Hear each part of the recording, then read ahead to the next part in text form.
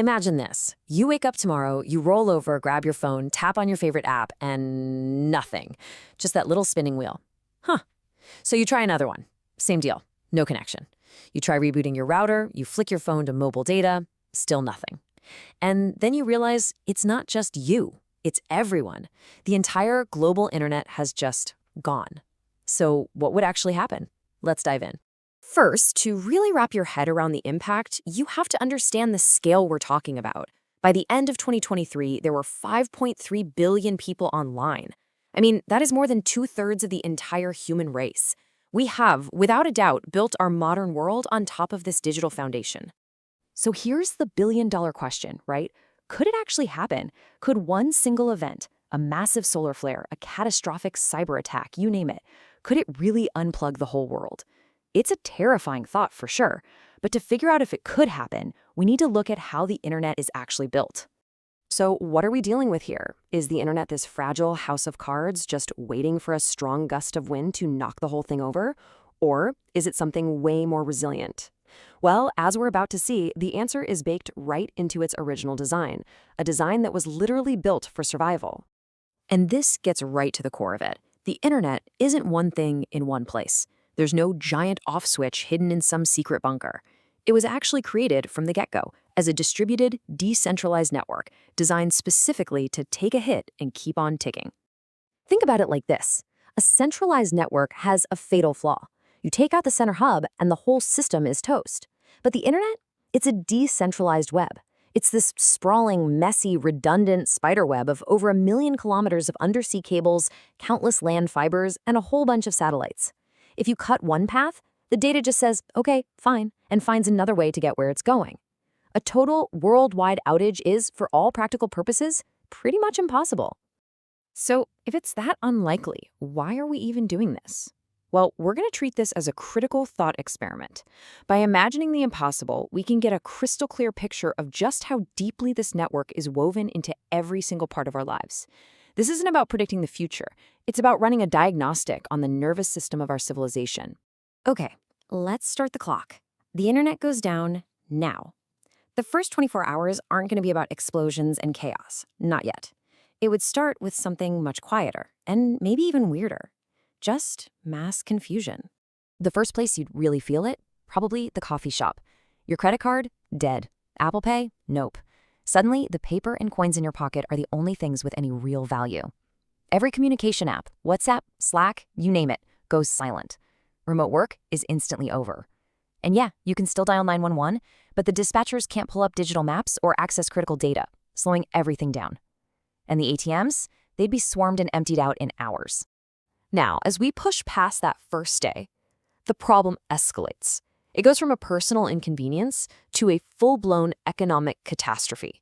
That whole digital detox novelty would wear off real fast when the entire global economy starts to seize up like a rusty engine.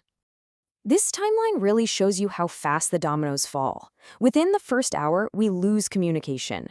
By the 24-hour mark, the entire financial system is frozen solid. Stock markets can't trade, banks are flying blind, and by hour 72, that's when the physical world starts grinding to a halt, because all the digitally managed supply chains have just stopped. And here's a critical gear in that machine, SWIFT. It's not a bank itself. Think of it like the private, secure text messaging system for all the world's banks. It's how they tell each other to send money.